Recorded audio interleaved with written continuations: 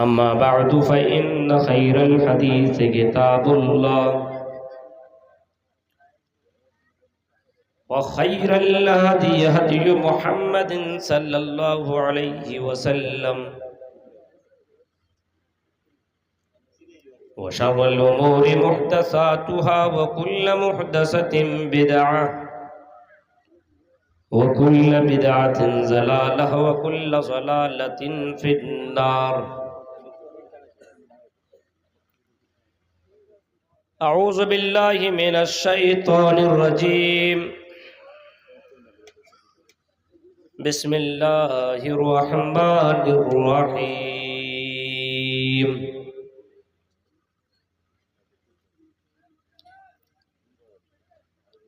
يا أيها النبي إنا أرسلناك شاهدا ومبشرا ونذيرا وداعيا إلى الله بإذنه وسراجا منيرا.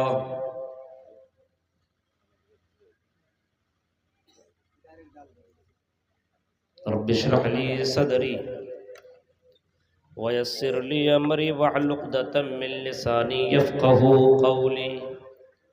اللهم رب زدني علما. آمین. قابل احترام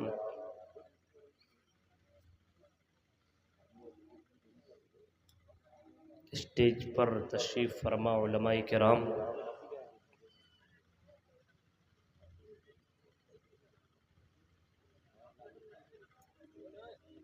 مسلم ٹولہ براری اور اس کے قرب و جوار سے آئے ہوئے معزز سامعین حضرات، اسلامی بزرگوں، نوجوان دوستوں، پیارے بچوں اور پردہ نشین میری ماں اور بہنوں، رات کافی گزر چکی ہے، آخری پہر چل رہا ہے. جس مقصد کے تحت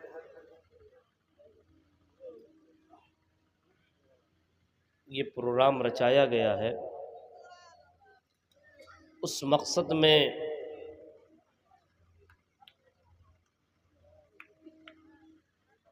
کامیابی ملی ہے. مسجد کی تعمیر توسیع کے تعلق سے جلسہ منعقد ہوا ہے اور مسجد کے لیے لوگوں نے تعاون کیا ہے. ہم اللہ کے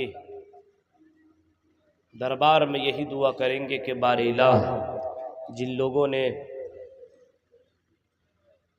تیرے دین کو بلند کرنے کے لیے اور تیرے گھر کو بنانے کے لیے اپنی جمع پونجی کو تیرے راہ میں خرچ کیا، اللہ تو ان کی قربانیوں کو قبول عطا فرما.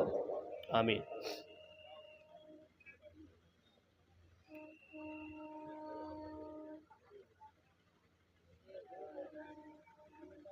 اللہ تعالیٰ نے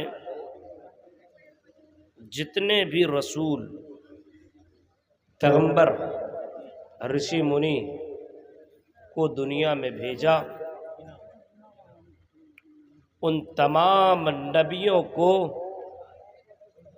اسی مقصد کے تحت بھیجا کہ انسانوں کو دنیا میں جینے کا مقصد بتا دیا جائے کہ دنیا میں انسان کیوں آیا ہے.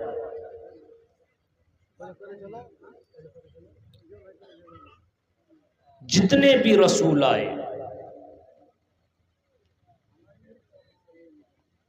حضرت آدم، نوح سے لے کر کے جناب محمد الرسول اللہ صلی اللہ علیہ وسلم تک جتنے بھی پیغمبر روئے زمین اور اس دھرتی کے اندر آئے، سب کو اللہ تعالیٰ نے بتا دیا کہ تم کو ہم نے اسی مقصد کے تحت بھیجا کہ لوگوں کو بتا دو کہ دنیا کے اندر رہو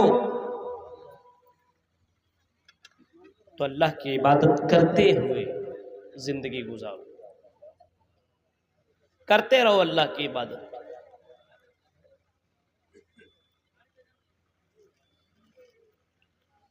ہر دور میں نبی کو بھیجا.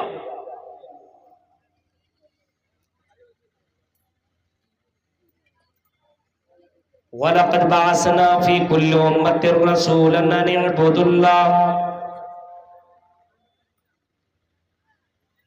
ہم نے ہر امت کے اندر ایک نبی اور ایک رسول، ایک پیغمبر کو بھیجا. کیوں بھیجا؟ تاکہ وہ رسول، وہ پیغمبر آ کر کے دنیا والوں کو بتا دے کہ ان اعبدوا اللہ، اے دنیا میں رہنے والوں، موج مستی کرنے والوں، انجوائے کرنے والوں، سنو، ان اعبدوا اللہ، اللہ کی عبادت کرو، اللہ کی بھکتی کرو، اللہ کی پوجا کرو، اس گاڈ کی عبادت کرو جس اللہ کے علاوہ کوئی دوسرا معبود نہیں ہے، کوئی معبود برحق نہیں ہے، کوئی سچا معبود نہیں ہے. ایک ہی معبود ہے اور وہی سچا معبود ہے. اس کے علاوہ دنیا کے اندر جتنے معبود ہیں وہ سب کے سب جھوٹے معبود. اسی ایک اللہ کی عبادت کرو. اسی مقصد کے تحت رسولوں کو، پیغمبروں کو، نبیوں کو اللہ تعالیٰ نے رسولوں کو بھیجا. رسول آئے، اپنا کام کر کے چلے گئے. محمد رسول اللہ بھی دنیا کے اندر آئے، اس دھرتی کے اندر آئے. آپ کی بھی پیدائش ہوئی، آپ کا بھی جنم ہوا اسی دھرتی کے اندر، اسی دنیا کے اندر، مکہ کی سرزمین میں آپ بھی پیدا ہوئے. اور اللہ کے نبی صلی اللہ علیہ وسلم جب 40 سال کے ہوئے، محمد ابن عبداللہ، محمد رسول اللہ 40 سال کے عمر میں بنائے گئے. محمد ابن عبداللہ جب 40 سال کے ہوئے تو اللہ تبارک و تعالیٰ نے محمد ابن عبداللہ کو محمد رسول اللہ کی سرٹیفکیٹ دے دی. آپ کو رسول کا درجہ دیا، آپ کو پیغمبر اور رشی منی کا درجہ دیا. اے نبی، ہم نے آپ سے پہلے رسولوں کو بھیجا تھا. اے نبی، ہم نے آپ سے پہلے پیغمبروں کو بھیجا تھا. اے رسول، اے محمد، ہم نے آپ سے پہلے اور بھی لوگوں کو بھیجا تھا. یا ایھا النبی انا ارسلناک شاہدا ومبشرا نذیرا. اے نبی، ہم نے آپ کو گواہی دینے والا بنا کر کے بھیجا ہے. اے نبی، ہم نے آپ کو بشارت دینے والا بنا کر کے بھیجا ہے، خوشخبری سنانے والا بنا کر کے بھیجا ہے، شبھ سماچار دینے والا بنا کر کے بھیجا ہے. وہ نذیرا، اور اے نبی، ہم نے آپ کو ڈرانے والا، ہم نے آپ کو لوگوں کو جہنم کی آگ سے ڈرانے والا بنا کر کے بھیجا ہے. وَدَاعِيًا إِلَى اللَّهِ، اور اللہ کی طرف داعی، اللہ کی طرف دعوت دینے والا بنا کر کے بھیجا ہے. وَسِرَاجًا مُنِيرًا، اور ہم نے آپ کو روشن چراغ بنا کر کے بھیجا. اس آیت کو دیکھیے، سورہ احزاب کی آیت نمبر 45 اور 46 کو اٹھائیے. اے نبی محمد ابن عبداللہ، محمد رسول اللہ، ہم نے آپ کو یا ایھا النبی انا ارسلناک، کون کہہ رہا؟ اللہ کہہ رہا ہے اے نبی، ہم نے آپ کو شاہد بنا کر کے بھیجا ہے، گواہی دینے والا بنا کر کے بھیجا. اے نبی، آپ لوگوں کے درمیان میں گواہی دے دیں اور آپ لوگوں کو بتا دیں جن معبودان باطل کی تم عبادت کرتے ہو یہ غلط ہے، یہ بہت بڑا پاپ ہے، یہ بہت بڑا پاپ ہے. اس سے بڑھ کر کے کوئی پاپ نہیں ہے. جس اللہ نے تمہیں پیدا کیا، تمہاری عقل بنائی، تمہارے ہاتھ بنائے، تمہارے پیر بنائے، تمہارے جسم بنائے، تمہاری زندگیوں میں خوشیاں جس اللہ نے دی، اس اللہ کو چھوڑ کر کے ان معبودان باطل کے تم عبادت کر رہے ہو، ان 360 مورتیوں کی تم عبادت کر رہے ہو. یہ سراسر ناانصافی ہے، یہ غلط ہے اور یہ بہت بڑا پاپ ہے. اس سے بڑھ کر کے، سب سے اس سے بڑھ کر کے کوئی پاپ ہو ہی نہیں سکتا ہے. اللہ کے نبی صلی اللہ علیہ علیہ وسلم نے یہاں تک کہ اللہ کے رسول سے جب کسی صحابی نے پوچھا تھا اے اللہ کے رسول یہ بتائیے ایُّ الذنب اعظم عند اللہ، اللہ کی نظر میں سب سے بڑا پاپ، سب سے بڑا گناہ کیا ہے اللہ کی نظر میں، یہ بتائیے اللہ کے رسول۔ ایُّ الذنب اعظم عند اللہ، اے اللہ کے رسول بتائیے سب سے بڑا پاپ، سب سے بڑا گناہ کیا ہے؟ محمد رسول اللہ نے جو جواب دیا تھا وہ یہی جواب دیا تھا ان تجعل للہ ندا وهو خلقک، سب سے بڑا پاپ یہ ہے کہ تم اللہ تعالیٰ کو چھوڑ کر کے کسی کو شریک بناؤ، کسی کو ساچی بناؤ، کسی کو پارٹنر بناؤ، کسی کو دینے والا بناؤ، کسی کو روزی روٹی کا مالک سمجھو، کسی کو بیٹا بیٹی دینے والا سمجھو، کسی کو عزت و ذلت دینے والا سمجھو۔ سب سے بڑا پاپ یہ کہ اللہ کو چھوڑ کر کے کسی کو تم اللہ کا درجہ دے دو۔ آج دیکھ رہے ہیں نا، آج دیکھ رہے ہیں کہ اللہ کا درجہ کن کن لوگوں کو دیا جا رہا ہے۔ بہت سے لوگوں کو اللہ کا درجہ دے دیا جاتا ہے۔ اللہ بھی کرتا یہ بھی کرتا ہے، اللہ دینے والا تو یہ بھی دینے والا ہے۔ بیٹا بیٹی نہیں مل رہا، چل فلاں کے پاس، وہاں تمہیں بیٹا بیٹی مل جائے گا۔ ہاں ارے تیری دکان میں برکت نہیں ہے، فلاں بابا سے تعویذ لے لے، تیری دکان کے اندر برکت آ جائے گی۔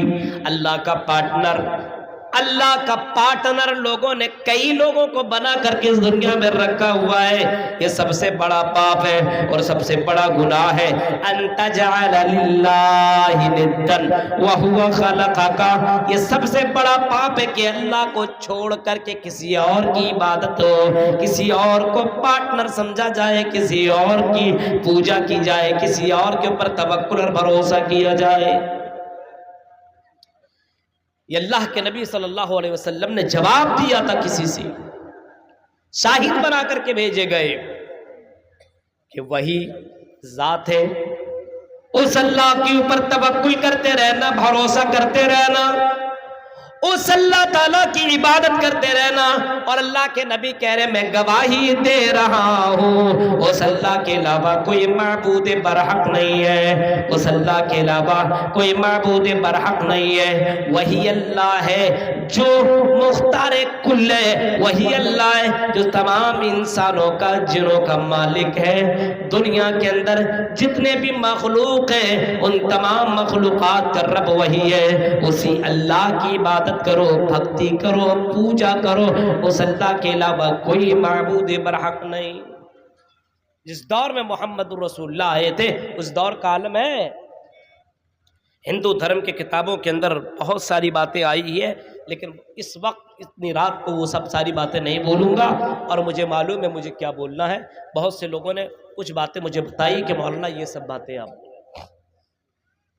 مہامدندکارم ناشم، محمد جس دور کے اندر آئے اس دور کے اندر اندھیرا تھا لوگوں میں۔ اندھکارم ناشم و محمد اندھیروں کو ختم کرنے والا بنا کر کے بھیجے گئے، اندھیروں کو مٹانے والا بنا کر کے بھیجے گئے۔ اس سے بڑھ کر کے اندھیرا کیا ہو سکتا ہے؟ اس سے بڑھ کر کے اندھیرا کیا ہو سکتا ہے کہ آدمی اپنے ہاتھ سے مورتی بنائے، اپنے ہاتھ سے بھگوان بنائے اور اسی کی عبادت کرے۔ اسی مکہ کی سرزمین کا بیان کیا جا رہا ہے، اسی خانہ کعبہ کا وہ منظر بیان کیا جا رہا ہے۔ اسی خانہ کعبہ کے اندر ایک نہیں، دو نہیں، تین نہیں، بلکہ 360 مورتیاں رکھی ہوئی تھی۔ موسیٰ اسی خانہ کعبہ کے اندر اسماعیل علیہ السلام کی بھی مورتی ہے، ابراہیم علیہ السلام کی بھی مورتی رکھی ہے، اور اسی خانہ کعبہ کے اندر مریم علیہ السلام کی بھی مورتی ہے، اور ان مورتیوں کی پوجا اور پاٹ اور ان کی عبادت ہو رہی ہے۔ محمد رسول اللہ صلی اللہ علیہ وسلم کے ذریعے سے جب اللہ تبارک و تعالیٰ نے مکہ کو فتح کرایا، اس وقت ان مورتیوں کو اسی خانہ کعبہ سے ہٹا دیا گیا، اور اللہ کے نبی آیت پڑھتے ہوئے ان مورتیوں کو ختم کر رہے ہیں۔ جاء الحق وزہق الباطل ان الباطل کان زہوقا، حق آ گیا اور باطل مٹ گیا، اور باطل تو مٹنے ہی والا والا تھا حق آ چکا ہے، ان مورتیوں کی یہاں پہ کوئی جگہ نہیں ہے۔ اس سے بڑا اندھیرا اور اس سے بڑا پاپ کیا ہوگا کہ آدمی اپنے ہاتھ سے معبود بنائے اور اسی کی عبادت کرے، اسی کی پوجا کرے، اسی کی بھکتی کرے۔ یہ سب سے بڑا اندھکار ہے۔ اسی اندھکار کو ختم کرنے کے لیے جناب محمد رسول اللہ کو بھیجا اور آپ نے ختم کیا۔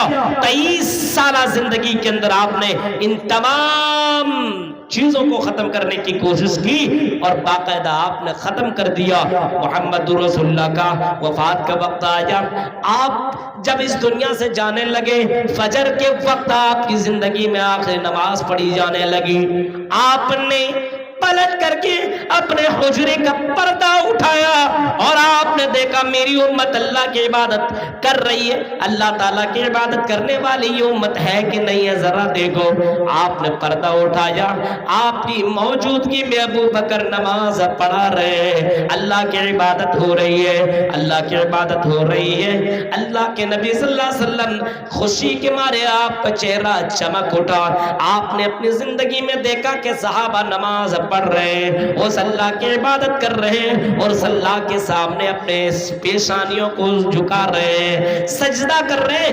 یادہ محمد رسول اللہ کو بہت پسند آئی، جس کام کے لیے مجھے بھیجا گیا تھا شاہد بنا کر کے واقعی میں نے گواہی دی اور میری گواہی لوگوں نے مانی کہ ہاں اللہ ہی اسی کی عبادت ہونی چاہیے اور اللہ تعالیٰ کی عبادت لوگ کر رہے ہیں۔ محمد رسول اللہ شاہد بنا کر کے بھیجے گئے کہ ہاں ایک اللہ ہے اور اس اللہ کے علاوہ کوئی دوسرا اللہ نہیں ہے، اس اللہ کے علاوہ کوئی پوجا یوگ نہیں ہے، اس اللہ کے علاوہ کوئی عبادت کے لائق نہیں ہے۔ محمد اندکارم ناشم، اس محمد کو اندھیروں کو ختم کرنے والا بنا کر کے بھیجا گیا شاہد بنا کر کے۔ وَمُبَشِّرًا وَنَذِيرًا، اور مبشر بنا کر کے محمد رسول اللہ کو اللہ تعالیٰ نے بھیجا، بشارت دینے والا، بشارت دینے والا۔ اللہ کے نبی کس کو بشارت دے رہے ہیں؟ اس آدمی کو بشارت دے رہے ہیں جو دنیا میں رہ کر کے اپنے آپ کو گناہوں سے بچا کر کے جہنم سے بچ جائے اور جنت میں چلا جائے، گناہوں سے بچا لے۔ اللہ کے نبی ایسے لوگوں کو جنت کی بشارت سنا رہے ہیں، ایسے لوگوں کو شبھ سماچار سنا رہے ہیں، خوشخبری سنا رہے ہیں جو دنیا میں رہ کر کے جنت کی تیاری کر رہے ہیں، جو جہنم سے بچنے کی کوشش کر رہے ہیں۔ ایسے کو محمد رسول اللہ نے بشارت سنائی ہے، خوشخبریاں سنائی ہے، شبھ سماچار سنائی ہے اور آپ نے بتایا ہے جو دنیا میں رہ کر کے اپنے آپ کو پر کنٹرول کر لے، اپنے آپ کو جہنم سے بچا لے، اپنے آپ کو عذاب قبر سے بچا لے، اس سے بڑھ کر کے خوش نصیب کوئی دوسرا نہیں ہے، اس سے بڑھ کر کے عقل مند کوئی دوسرا نہیں ہے جو مرنے کے بعد کی زندگی کی تیاری کرتا ہو۔ الکیس من دان نفسہ وعمل لما بعد الموت، اس سے بڑا چتر اور اس سے بڑا چالاک دنیا میں کوئی دوسرا نہیں ہے جو مرنے کے بعد کی زندگی کی تیاری کرتا ہو، مرنے کے بعد کی زندگی کی تیاری کرتا ہو کہ ہاں ایک زندگی ہے اور اس زندگی کے بعد اس زندگی کے اندر ہمیں جانا ہے، ہمارے بچوں کو جانا ہے، ہمارے فیملی اور ہمارے گھر والوں کو زندگی کے اندر جانا ہے۔ دنیا ختم ہوگی اس کا یہ مطلب نہیں سڑ جائیں گے، گل جائیں گے، مر جائیں گے، ہمارا کوئی وجود دوبارہ زندہ نہیں ہمیں کیا جائے گا، نہیں، یہ عقیدہ نہیں ہے، بلکہ کچھ لوگوں کا یہی عقیدہ ہے کہ مرنے کے بعد دوبارہ زندہ کیا جائے گا اور دوبارہ زندہ کرنے کے بعد اللہ تعالیٰ کے سامنے جواب دینا ہونا پڑے گا، اللہ کے سامنے کھڑا ہونا پڑے گا، اپنی زندگی کا جواب دینا پڑے گا۔ میرے پیارے ساتھیوں، اسی وجہ سے وہ گناہوں سے بچنے کی کوشش کرتے ہیں۔ کفار مکہ کیا کہا کرتے تھے؟ اَإِذَا مِتْنَا وَكُنَّا تُرَابًا ذَلِكَ رَجْعٌ بَعِيدٌ۔ ارے یہ محمد کیسے ہے جو اتنی باتیں کر رہے کہ مرنے کے بعد دوبارہ زندہ کیے جاؤ گے، اپنے زندگی کا حساب کتاب تمہیں دینا پڑے گا۔ یہ کیسے محمد ہیں اور کیسے اِذَا مِتْنَا وَكُنَّا تُرَابًا، جب ہم مٹی میں مل جائیں گے، سڑ جائیں گے، گل جائیں گے، جب ہم تباہ و برباد ہو جائیں گے۔ ایزا متنا وکننا ترابا ذالک رجعن بعید، ہم دوبارہ زندہ کیسے کیے جائیں گے؟ یہ تو بہت دور کی بات ہے، انسان سڑ جائے، گل جائے، مٹی میں مل جائے، یہ کیسے پاسبل ہے کہ دوبارہ اللہ تعالیٰ زندہ کرے گا اور ہماری زندگی کا حساب لے گا؟ یہ کیسے ہو سکتا ہے؟ اللہ نے انہی مشرکین کو جواب دیتے ہوئے کہا، اے مشرکو، اے کفارو، اے مشرکین مکہ سنو، زعم الذین کفروا ان لن یبعثوا، اے کافرو تمہارا گمان ہے، تم یقین کر بیٹھے ہو اور تمہارا یہ عقیدہ کہ مرنے کے بعد دوبارہ زندہ نہیں کیا جائے گا، دوبارہ اٹھایا نہیں جائے گا، یہی دنیا ہے، اس کے بعد کوئی دنیا نہیں ہے، کوئی لائف نہیں ہے، کوئی زندگی نہیں ہے، اسی کے اندر رہو، انجوائے کرو، مستی کرو، جو کر رہا ہے کر لو، اس کے بعد دوبارہ زندگی نہیں ہوگی۔ یہ مولویوں کے ڈھکوسلے ہیں، ان نبیوں کی باتیں بیکار کی باتیں ہیں۔ اللہ کہتا نہیں، اللہ یبعثو، وہ کہتے ہیں ہرگز ہرگز زندہ نہیں کیے جائیں گے۔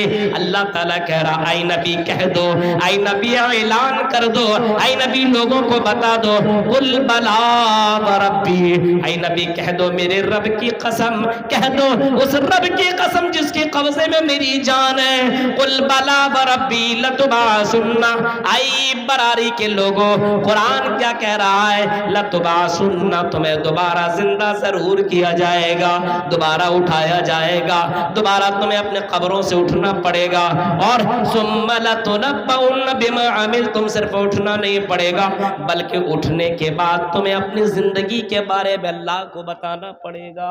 یہ قرآن کہہ رہا ہے لتبعثن ثم لتنبؤن بما عملتم، پھر آگے قرآن کہتا ہے وذالک علی اللہ یسیر، یہ اللہ کے لیے بڑا آسان ہے، بہت ہی ایزی اللہ کے لیے کہ انسان کو دوبارہ زندہ کر دے۔ جو اللہ انسان کو بنا سکتا ہے، اور انسان کو دوبارہ کیوں نہیں بنا سکتا ہے؟ یہ عقل کے اندر، یہ دماغ کے اندر جو عقل ہے، یہ عقل کیا بتاتی ہے؟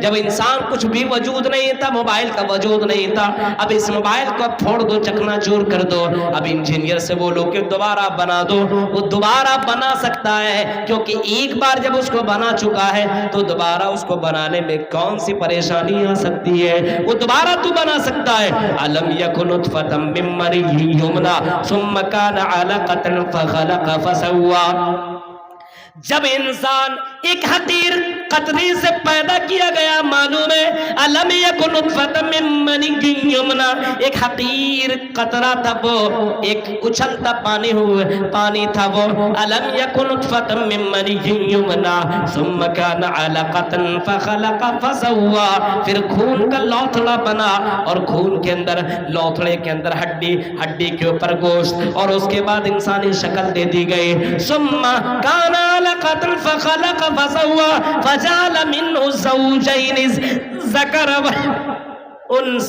پھر انسان کو، پھر اللہ تعالیٰ نے مرد اور عورت کی شکل کو اختیار کر دیا، اور رحم مادر کے اندر یہ ساری چیزیں اللہ تعالیٰ نے بنا ڈالی۔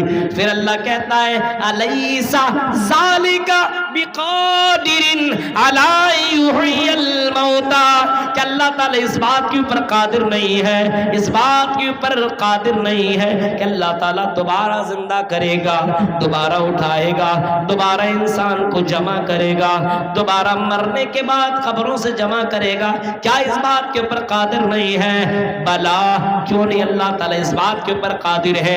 اسی کا بیان اللہ کہہ رہا ہے، اے میرے نبی کہہ دو قل بلا وربی لتبعثن، اللہ کی قسم میرا اللہ ضرور تمہیں دوبارہ زندہ کرے گا، اور تیرے عملوں کا حساب اللہ تعالیٰ لے گا۔ وذالک علی اللہ یسیر، یہ اللہ کے لیے بہت ہی زیادہ آسان ہے۔ مبشر، اللہ کے نبی صلی اللہ علیہ وسلم کو بشارت دینے والا بنا کر کے بھیجا، بشارت دینے والا، یہ کام کرو تو جنت، یہ کام کرو تو جنت، یہ کام کرو تو جنت۔ انہی بشارتوں میں سے ایک بشارت اللہ کے نبی نے یہ بھی سنائی، یہ بھی بتایا، آپ نے بتایا جو مسجدوں کی تعمیر کرنے والا ہو اس کو جنت کی بشارت سنائی، مسجدوں کی تعمیر کرنے والوں کو محمد رسول نے جنت کی بشارت سنائی اور آپ نے فرمایا من بنا للہ مسجدن بن اللہ لہو بیتن فی الجنہ، جس نے اللہ کے لیے گھر بنایا، جس نے اللہ کے لیے مسجد بنائی، جس نے اللہ کے لیے گھروں کی تعمیر کی کہ یہ گھر میں اس وجہ سے بنا رہا ہوں تاکہ لوگ یہاں پہ اللہ کی عبادت کریں، اللہ کا نام لیں، اللہ ہی کو پکارے، مسجد اسی وجہ سے بنا رہا ہوں، اسی وجہ سے بنا رہا ہوں کہ مسجد بنا رہا ہوں تاکہ لوگ یہاں کر کے نماز پڑھیں، اللہ کی عبادت کریں، اللہ کو یاد کریں۔ فرمایا من بنا للہ مسجدا بن اللہ لہو بیتن فی الجنہ، جس نے دنیا میں اللہ کے لیے گھر بنایا اللہ تعالیٰ اس کے لیے جنت میں بھی گھر بنائے گا، اس کے لیے بھی اللہ تعالیٰ مکان بنائے گا، اس کے لیے اللہ تعالیٰ جنت میں ایک محل بنائے گا۔ اب بتاؤ مسلمانوں، براری کے لوگوں، ہم اپنی طاقت سے اللہ کے لیے گھر بنا رہے ہیں، اللہ تعالیٰ اپنی طاقت سے اللہ تعالیٰ اپنی طاقت سے تیرے لیے گھر بنائے گا۔ ہمارے پاس طاقت ہے، ہمارے پاس طاقت ہے، ہم اینٹ سے اور اپنے اس اللہ کے گھر کو اینٹ سے ہم بنا رہے ہیں، اور اللہ کے گھر کے اندر بہترین سے بہترین چیزوں کو ہم اس کے اندر اٹیچ کرنے کی کوشش کر رہے ہیں، اس گھر کو ہم ڈیکوریٹ کرنے کی کوشش کر رہے ہیں تاکہ مسجد اور زیادہ خوبصورت لگے اور زیادہ اچھی لگے۔ اللہ کا گھر ہے، چلو ہم اللہ کے گھر میں پیسہ لگائیں۔ اللہ تعالیٰ کہہ رہا ہے، اللہ کے نبی فرماتے ہیں اللہ تعالیٰ ان بندوں کے لیے جنت میں بھی گھر بنائے گا۔ اب اللہ کیسے گھر بنائے گا؟ جس اللہ کے پاس خزانے کی کمی نہ ہو، جس اللہ کے پاس خزانے کی کمی نہ ہو، اور خزانہ اتنا خزانہ امام احمد ابن حنبل کہتے ہیں، اس کی کتاب امام احمد ابن حنبل نے اپنے مسند کے اندر لکھا ہے کہ سارے دنیا کے لوگ مل جائیں، سارے دنیا کے لوگ، انسان، جن، سب کے سب خزانے جو اللہ تعالیٰ نے بنائے، ان خزانوں کا استعمال اپنے اپنے مطابق لے لیں۔ اللہ مجھے اتنا چاہیے، مجھے اتنا چاہیے، مجھے اتنا چاہیے، مجھے اتنا چاہیے، اور اللہ تعالیٰ سب کو دے دے گا اس کے من کے مطابق، اللہ تعالیٰ اس کو دولت عطا کر دے۔ اللہ کے نبی فرماتے تمہیں معلوم ہے اللہ کے خزانے میں کتنی کمی آئے گی؟ صحابہ کہتے ہیں نہیں۔ اللہ کے نبی فرماتے اس کے خزانے میں اتنی ہی کمی آئے گی، کوئی سمندر میں اپنے انگلی ڈبوئے اور اس کو نکالے، کوئی سوئی ڈبوئے اور اس کو نکالے، اس کے سوئی کے نوک میں جتنا پانی آئے گا اللہ کے خزانے میں بس اتنی کمی آئے گی۔ غور کرو، محمد رسول اللہ صلی اللہ علیہ وسلم کو بشارت دینے والا بنا کر کے بھیجا۔ اے نبی، ہم نے آپ کو بشارت دینے والا بنا کر کے بھیجا ہے، جنت کی بشارت سنا رہے ہیں۔ بہت سے لوگ اللہ کے لیے دے رہے تھے، بہت بڑی بات ہے کہ اللہ کے لیے آدمی قربانی کر دے، قربان کر دے مال کی۔ ہاں، ابھی تو پیسے کی قربانی دے رہے ہیں نا، ضرورت پڑے تو اپنی جان کی بھی قربانی دے دو اس جنت کے لیے، ضرورت پڑے تو اس جنت کے لیے اپنی جان کی بھی قربانی دے دو۔ یہ بہت بڑی بات ہے کہ ضرورت پڑے تو اپنی جان کی بھی قربانی لگا دو، اس جنت کے لیے جان کی قربانی دے دو۔ یہ میرے بھائیوں پھر بھی بہت کم ہے، کیونکہ جنت ایسی ہے ما لا عین رات ولا اذن سمعت ولا خطر علی قلب بشر۔ فرمایا جنت ایسی ہے جس کو کسی آنکھ نے دیکھا ہی نہیں ہے، ما لا عین رات ولا اذن سمعت، کسی کان نے سنائی نہیں ہے، ولا خطر علی قلب بشر، کسی کے دل و دماغ میں خیال تک بھی نہیں آیا جنت کیسی ہے۔ اتنی زبردست جنت، اتنی زبردست جنت ہے، اس جنت کے لیے مال کی قربانی دے کر کے اگر کوئی جنت پا لیتا ہے تو بہت بڑی بات ہے، بہت بڑی بات ہے۔ اسی جنت کو پانے کے لیے صحابہ کرام نے کچھ بھی لیٹ نہیں کیا، دیر نہیں کیا۔ ایک صحابی ہے اور وہ صحابی میدان جہاد میں شامل ہے، میدان جہاد کے اندر کھجور کھا رہے ہیں، کھجور اپنے ہاتھ میں لیے ہوئے ہیں، اور اللہ اللہ کے نبی صلی اللہ علیہ وسلم سے سوال کرتے ہیں، اور اللہ کے رسول یہ بتائیے میں میدان جہاد میں اگر میں شہید کر دیا گیا تو کیا میں جنت کے اندر چلا جاؤں گا؟ کیا میں جہنم سے بچ جاؤں گا؟ کیا میں میدان جہاد میں اللہ کے لیے اور اللہ کے اس دین کے لیے لڑتے لڑتے اگر میں شہید کر دیا گیا، انتقال کر گیا، مر گیا، تو کیا اللہ کے رسول یہ بتائیے میں جنت میں جاؤں گا؟ آپ نے فرمایا ہاں۔ اے صحابی، اگر تم اس دین کے لیے اگر تم نے اپنی جان کی بازی لگائی تو تم جنت کے اندر جاؤ گے۔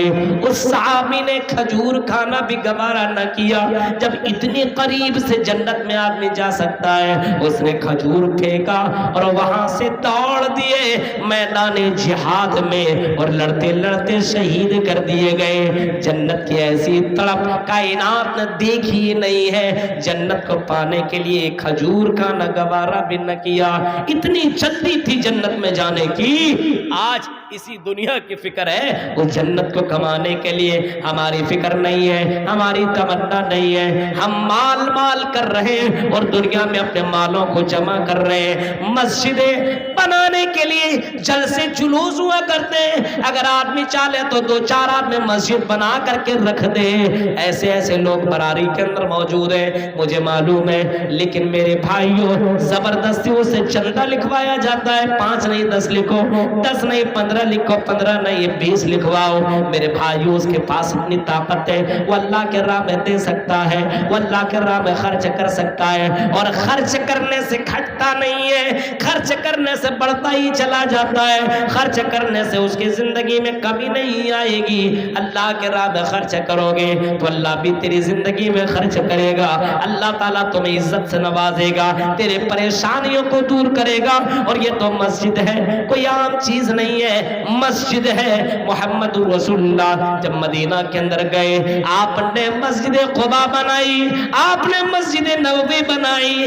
اللہ کی قسم ذرا غور کرو میرے بھائیوں، نبی اکرم مسجد بنا رہے اور لوگوں کو مسجد کے لیے کہہ رہے، کون ہے جو مسجد کے لیے اپنے مال کو قربان کرے؟ میرے بھائیوں، لوگوں نے اپنے مال کو اللہ کے راہ میں دیا۔ لیجئے محمد صلی اللہ علیہ وسلم میرے مال کو اللہ کی دین کے لیے لگائیے۔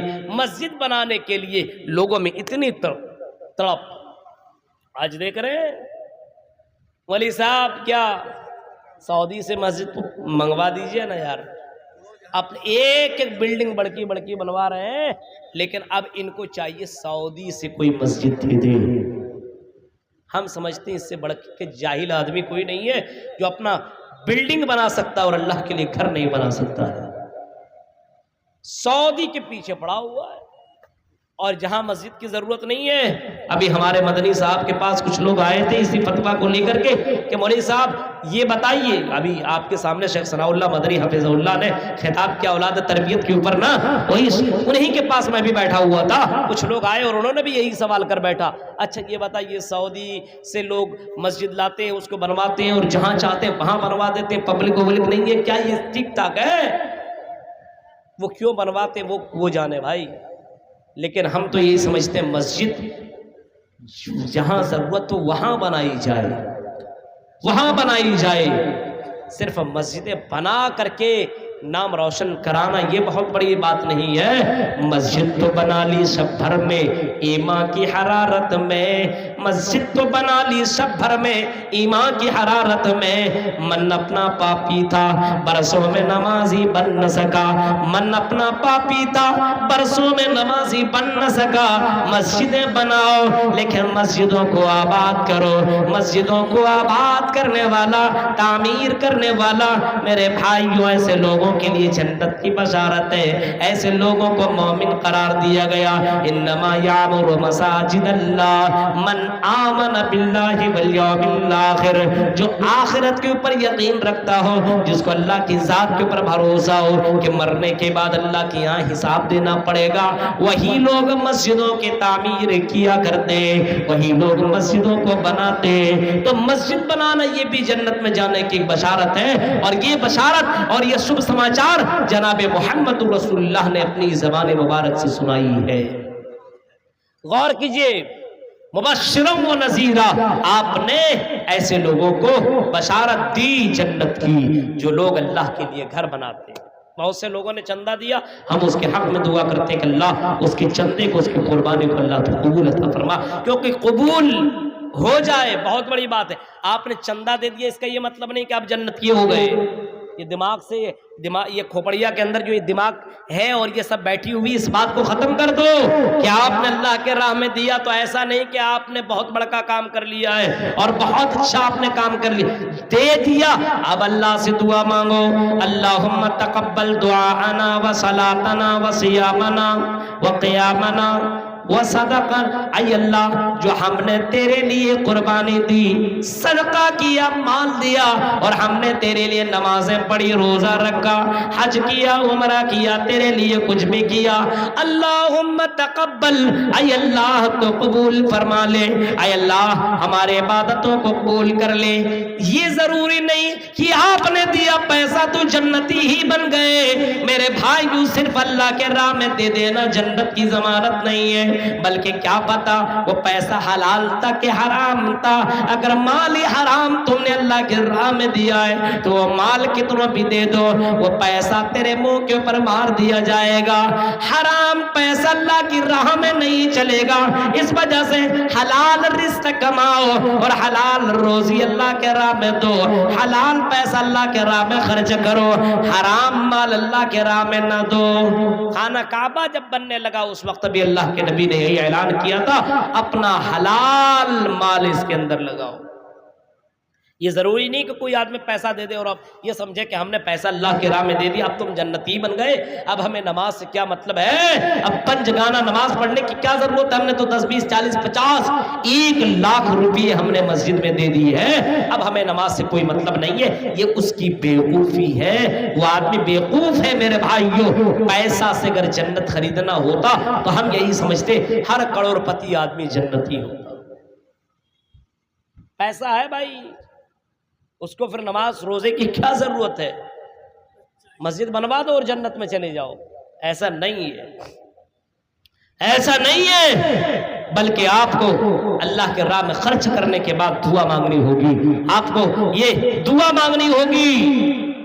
اور حضرت ابراہیم علیہ السلام اور حضرت اسماعیل علیہ السلام کی جیونی کو آپ دیکھو۔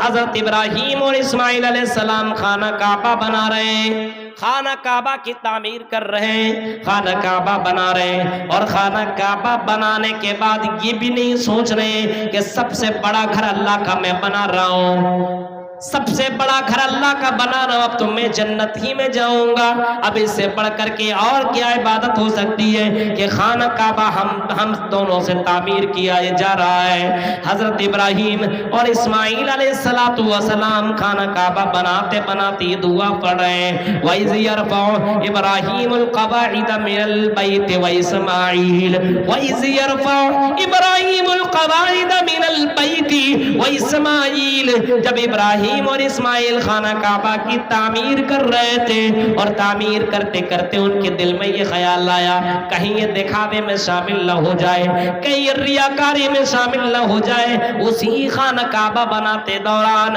حضرت ابراہیم اور اسماعیل نے دعا مانگی، ربنا تقبل منا، اے اللہ ہماری عبادت کو قبول کر لے، یہ چھوٹا سا عمل ہم کر رہے اللہ تیرے لیے کر رہے، یہ خانہ کعبہ بنا رہے اللہ، ہمارے اس خانہ کعبہ کو بنانے کو اللہ تو قبول کر لے، ربنا تقبل منا، اے اللہ تو ہماری عبادتوں کو قبول کر لے، ہمارے اس عمل کو قبول کر لے، ہم تیرے لیے گھر بنا رہے ہیں، اے اللہ قبول کرنے والا تو ہے، اس کا ثواب دینے والا تو ہے، اس کا بدلہ دینے والا تو ہے، انک انت السمیع العلیم، اے اللہ تو سننے والا اور جاننے والا ہے۔ غور کرو میرے بھائیو، سلف صالحین کی زندگیوں کو اگر آپ اٹھائیں گے تو آپ کو معلوم چلے گا، آپ کو پتا چلے گا، آپ کو جانکاری ہوگی، سلف صالحین جب رمضان کے روزے رکھ لیا کرتے تھے، رمضان کے روزے رکھنے کے بعد سلف صالحین یہ نہیں سوچتے تھے ہم نے روزہ رکھا،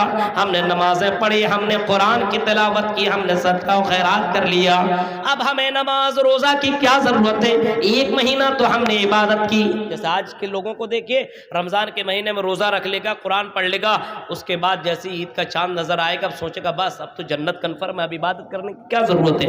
ابھی مسجدوں کو آپ دیکھیے، مسجد کے اندر کہاں بھیڑ ہے؟ عصر ظہر مغرب عشاء کو آپ چیک کیجئے، آپ کو کتنے نمازی نظر آئیں گے؟ کتنے نمازی نظر آئیں گے؟ آپ کو نمازی نظر نہیں آئیں گے۔ لیکن میرے بھائیوں، سلف صالحین جو گزرے ہوئے ہیں ان کی زندگیوں کو اٹھاؤ، جب وہ رمضان کے روزے گزار لیا کرتے تھے، رمضان کے روزے ختم کر لیا کرتے تھے، اور رمضان کے بعد وہ سلف صالحین اسی حال میں زندگی کاٹتے تھے کہ 6 مہینہ تک اللہ سے دعا مانگتے تھے، 6 مہینہ تک اللہ سے یہ دعا مانگتے تھے کہ اللہ اے رب العالمین ہماری نمازیں، ہمارے روزے، ہمارا صدقہ و خیرات، ہماری عبادت اللہ تو قبول کر لے، اے اللہ تو قبول کر لے، اے اللہ تو قبول کر لے۔ 6 مہینے تک دعا مانگا کرتے تھے کہ اللہ ہماری عبادتوں کو تو قبول کر لے۔ مسجد بنانے کے باوجود بہت سے لوگ اپنے آپ کو سمجھتے کہ ہم جنتی بن گئے، اب ہمیں نماز پڑھنے کی کیا ضرورت ہے؟ میرے پیارے ساتھیوں، یہ اس کی بیوقوفی ہے، یہ بہت بڑی جہالت ہے۔ اللہ کے راہ میں دینا ایک الگ سی بات ہے، اور اپنے جسمانی طور پہ عبادت کرنا ایک الگ سی بات ہے، اور اللہ سے اس عبادت کے لیے، قبولیت کے لیے دعا کرنا ایک الگ سی بات ہے۔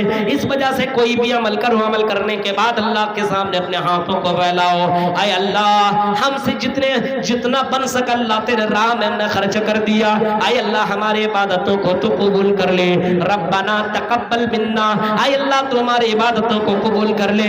یہ کون کر رہے ہیں؟ یہ حضرت ابراہیم علیہ السلام کہہ رہے ہیں، یہ حضرت اسماعیل علیہ السلام کہہ رہے ہیں، اتنے بڑے جلیل القدر نبی کہہ رہے ہیں، اتنے بڑے جلیل القدر نبی کہہ رہے ہیں۔ حضرت ابراہیم جس کو اللہ تعالیٰ نے اپنا دوست بنایا، اب ان کو یہ دعا مانگنے کی کیا ضرورت ہے؟ اے میرے دوست، میں نے تیرے دوستی نبھا ڈالی، لیکن پھر بھی حضرت ابراہیم کہہ رہے نہیں، اے اللہ ہماری اس عبادت کو قبول کر لے۔ وہ مبشر، اللہ کے نبی صلی اللہ علیہ وسلم کو بشارت دینے والا، اللہ تعالیٰ نے نبی کو بشارت دینے والا بنا کر کے بھیجا۔ بشارت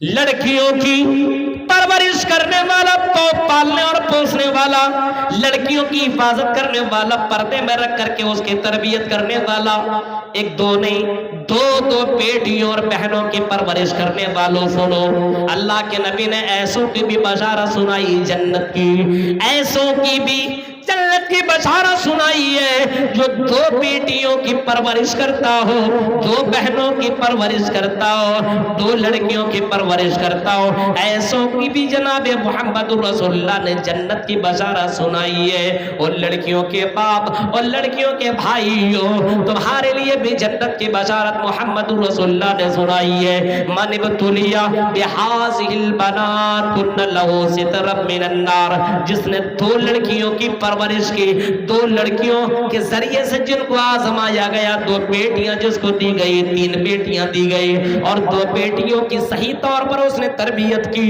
اس کی دیکھ ریکھ کی، اس کی حفاظت کی، اور صحیح طریقے سے اس کو پڑھایا لکھایا، اور اس کو اسلام کی تعلیم دی، اور اچھے گھرانے میں اس کی شادی کر دی۔ امام کائنات نے اس کو بھی جنت کی بشارت سنائی، فرمایا کن لہ سترا من النار، ایسوں کو جہنم سے بچا لیا جائے گا اور جنت کے اندر انٹری کر دیا جائے گا۔ 2 لڑکیوں کی بشارت، 2 لڑکیوں کی حفاظت کرنے والوں کو بھی محمد رسول اللہ نے جنت کی شبھ سماچار دی ہے اور جنت کی بشارت سنائی۔ یہ ہے مبشر، کون؟ جناب محمد رسول اللہ صلی اللہ علیہ وسلم، مبشر، آپ کو بشارت دینے والا بنا کر کے بھیجا گیا، بشارت دینے والا۔ 2 لڑکیوں کی صحیح تربیت کر لی، جنت کی بشارت ہے۔ آپ نے ایسوں کو بھی جنت کی بشارت سنائی، آپ نے ان لوگوں کو بھی جنت کی بشارت سنائی جو رات میں اٹھ کر کے تہجد کی نماز پڑھتا ہو، ان کو بھی جنت کی بشارت جناب محمد رسول اللہ نے سنائی ہے۔ رات میں اٹھ کر کی تہجد کی نماز پڑھتا ہو اور اللہ کے سامنے اپنے گناہوں کی معافی مانگتا ہو، ایسوں کو بھی جنت کی بشارت محمد رسول اللہ نے سنائی ہے۔ فرمایا وَسَلُّوا بِاللَّيْلِ وَالنَّاسُ نِيَامٌ، جب لوگ سو رہے ہو، کھراٹے کے نیند لے رہے ہو، اپنے بستر میں گھر کی آوازیں لگا رہے ہو، دنیا سے بے خبر ہو اور دوسری دنیا میں پہنچے ہوئے ہو، سو رہے ہو، لیکن وہ بندہ اٹھتا ہے اور رات کی تاریکی میں ٹھنڈ کے مہینے میں وضو بناتا ہے اور وہ اللہ کے لیے وہ عبادت کرتا، نمازیں پڑھتا ہے۔ اللہ کے نبی نے فرمایا رات کی تاریکی میں اٹھ کر کے جو لوگ نماز پڑھتے ہیں ایسے لوگوں کے لیے جنت کی بشارت ہے، اور صرف جنت کی بشارت نہیں، فرمایا سلامتی کے ساتھ اس کو جنت کے اندر داخل کیا جائے گا، کہا جائے گا آئی میرے بندے میری جنت میں داخل ہو جا، یہ جنت میں نے تیرے لیے بنائی ہے، اے یہ جنت میں نے تمہارے لیے بنائی ہے، تم رات کو میرے لیے تم نے گزارا۔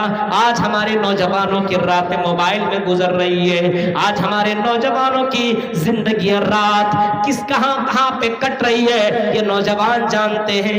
لڑکیوں سے باتیں کرنے میں ہمارے نوجوان کی زندگیاں کٹ رہی ہے، موبائل دیکھنے میں ہمارے نوجوان کی زندگیاں ختم ہو رہی ہے، ہمارے نوجوان موبائل کے پاگل موبائل میں لگے ہوئے اور رات پر موبائل کے چکر میں دیوانہ ہے، موبائل کو دیکھ رہے اور موبائل میں لڑکیوں کی گندی تصویریں، ننگی تصویریں دیکھ کر کے پوری رات گزار رہے ہیں۔ ایسے لوگ بھی آج کے دور کے اندر موجود ہیں، اٹھ کر کے 2 رکعت نماز نہیں پڑھ سکتے۔ یہ 2 رکعت نماز پڑھنے والوں کو اللہ کے نبی نے جنت کی بشارت سنائی۔ غور کیجئے میرے بھائیو، ذرا سوچئے، آپ نے فرمایا، آپ نے کہا کہ میں مبشر ہوں، میں بشارت دینے والا بنا کر کے بھیجا گیا ہوں، میں تمہیں بشارت دیتا ہوں جو رات کی تاریکی میں اٹھتا ہو اور نماز پڑھتا ہو ایسوں کو میں جنت کی بشارت سنا رہا ہوں۔ پھر اللہ کے نبی نے ایسوں کو بھی جنت کی بشارت سنائی جو غریبوں، یتیم اور مسکینوں کی کفالت کرتا ہو، غریبوں کی، یتیم اور مسکینوں کی کفالت کرتا ہو۔ بہت سے لوگ ہوتے ہیں جو خود کھاتے اور غریبوں کو کھلایا کرتے، یتیموں کی پرورش کیا کرتے، پالتے اور پوستے، ایسے لوگوں کو بھی جناب محمد رسول اللہ نے جنت کی بشارت سنائی۔